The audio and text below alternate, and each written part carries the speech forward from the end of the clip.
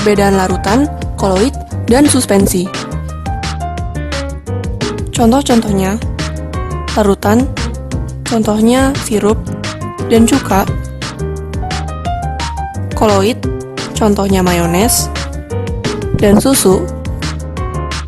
Lalu suspensi, contohnya air pasir dan air kopi. Fase dan homogenitas. Larutan terdiri dari satu fase dan merupakan homogen. Koloid terdiri dari dua fase, merupakan heterogen namun tampak seperti homogen. Lalu suspensi terdiri dari dua fase dan merupakan heterogen. Ukuran partikel. Larutan lebih kecil dari 1 nanometer. Koloid antara 1 sampai 100 nanometer. Suspensi lebih besar dari 100 nanometer. Penyaringan. Larutan tidak bisa disaring meskipun dengan penyaring ultra. Koloid bisa disaring dengan menggunakan penyaring ultra. Suspensi bisa disaring dengan menggunakan penyaring manapun. Perbedaan lainnya. Larutan tidak mengendap dan meneruskan cahaya. Koloid sulit mengendap dan menghamburkan cahaya. Suspensi mudah mengendap dan juga menghamburkan cahaya. Jenis-jenis koloid. Pertama, koloid sol dengan fase terdispersi padat terbagi. Sol padat dengan fase pendispersi padat, contohnya gelas kaca berwarna. Sol cair dengan fase pendispersi cair, contohnya tinta. Sol gas atau aerosol padat dengan fase pendispersi gas, contohnya asap.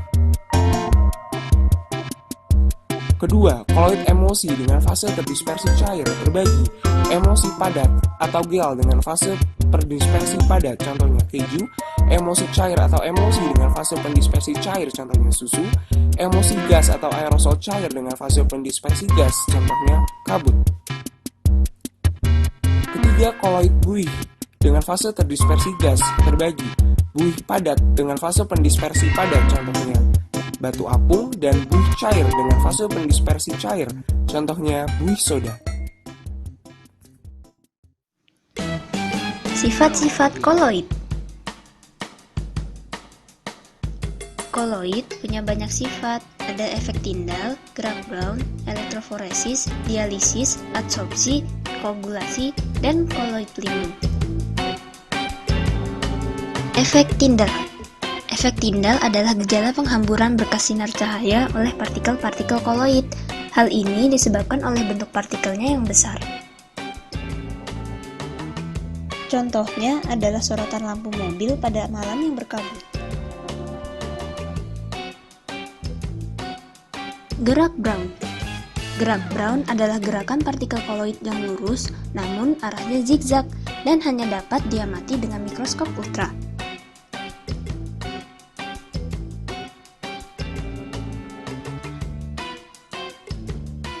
Elektroforesis. Elektroforesis adalah pergerakan partikel koloid dalam medan listrik. Contohnya, di dalam suatu tabung yang berisi koloid, dimasukkan alat elektroforesis yang terdiri dari sumber listrik, elektroda positif, dan elektroda negatif. Saat sumber listrik dialirkan, ion-ion positif dan negatif yang terkandung dalam koloid akan berpisah. Muatan negatif akan mendekati elektroda positif, dan sebaliknya.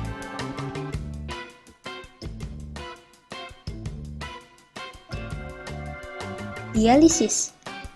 Dialisis adalah proses perpindahan molekul terlarut dari suatu campuran larutan yang terjadi akibat difusi pada membran semi permeabel. Contohnya ada pada proses pencucian darah. Adsorpsi. Adsorpsi adalah penyerapan ion pada permukaan partikel koloid. Contohnya, saat kita keracunan minuman, segeralah minum norit. Kandungan arang aktif pada norit akan menyerap toksin dan bakteri, sehingga tubuh kita dapat sehat kembali.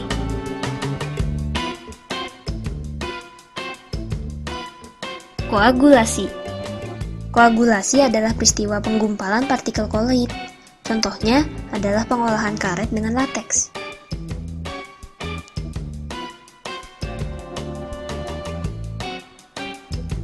Koloid pelindung.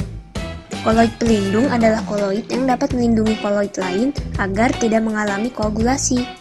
Contohnya adalah gelatin yang digunakan dalam proses pembuatan es krim untuk mencegah pembentukan kristal es yang keras dan kasar. Oke, akhirnya kita sampai pada cara pembuatan koloid. Nah, di pembuatan koloid ini ada dua cara, yaitu yang pertama kondensasi dan yang kedua dispersi. Nah, sekarang mari kita lihat cara kondensasi. Gimana sih kondensasi itu? Pembuatan koloid secara kondensasi dilakukan dengan mengubah suatu larutan menjadi koloid.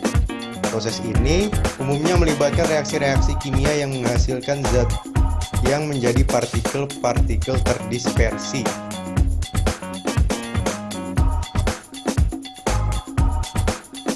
Nah, reaksi-reaksinya apa aja? Mari kita lihat. Yang pertama, reaksi hidrolisis. Reaksi ini umumnya digunakan untuk membuat koloid-koloid basah dari suatu garam yang dihidrolisis atau direaksikan dengan air. Contohnya, pembuatan sol FeOH3 dengan cara memanaskan larutan FeCl3. Bisa lihat sendiri reaksinya. Nah, lanjut. Yang kedua, reaksi redoks. Reaksi ini adalah reaksi yang melibatkan perubahan bilangan oksidasi. Koloid yang terjadi merupakan hasil oksidasi atau reduksi. Contohnya, pembuatan sel sol belerang dengan cara mengalirkan gas H2S ke dalam larutan SO2. Bisa lihat sendiri di bawah reaksinya. Oke, lanjut. Ya, yang terakhir ini pertukaran ion.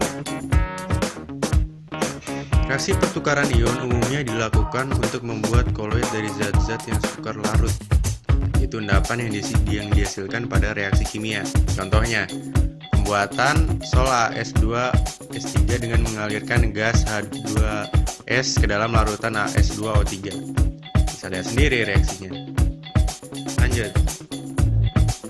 Itu dia tadi pembuatan koloid dengan cara kondensasi. Nah, sekarang kita maju ke dispersi. Cara dispersi adalah suatu cara pembuatan larutan koloid dengan mengubah partikel-partikel kasar menjadi partikel koloid. Kuncinya, partikel kasar koloid.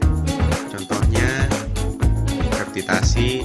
Itu cara-caranya. Cara-caranya bisa oleh peptidasi, homogenisasi, busur listrik Bredig, dan dispersi langsung. Lanjut, kita lihat. Yang pertama, peptidasi. Proses peptidasi dilakukan dengan memecah partikel-partikel besar, misalnya suspensi, gumpalan, atau endapan dengan menambahkan zat pemecah tertentu. Contohnya, endapan AlOH3, dia akan berubah menjadi koloid dengan menambahkan AlCl3 ke dalamnya. Endapan AgCl akan berubah menjadi koloid dengan menambahkan larutan NH3 secukupnya. Contoh lain, karet bisa dipeptidasi oleh bensin, agar-agar oleh air, nitroselulosa oleh aseton, endapan nis juga dapat dipeptidasi oleh H2S. Kita lanjut lagi. Selanjutnya, homogenisasi. Nah ini langsung contohnya nih. Contohnya, pembuatan susu kental manis yang bebas kasein dilakukan dengan mencampurkan serbuk susu skim ke dalam air di dalam mesin homogenisasi, sehingga partikel-partikel susu berubah menjadi ukuran partikel koloid. Nah, contoh yang selanjutnya, emulsi obat pada pabrik obat yang dilakukan dengan proses homogenisasi menggunakan mesin homogenisasi. Memang kebanyakan menggunakan mesin sih, tapi prinsipnya ya tadi ya, dispersi itu dari kasar koloid. Selanjutnya, busur Bredig. Busur Bredig adalah suatu alat yang khusus digunakan untuk membentuk koloid logam. Proses ini dilakukan dengan cara meletakkan logam yang akan dikoloidkan pada kedua ujung elektroda dan kemudian diberi arus listrik yang cukup kuat sehingga menjadi loncatan bunga api listrik. Nah, suhu tinggi akibat adanya loncatan bunga api ini mengakibatkan logam akan menguap dan selanjutnya terdispersi ke dalam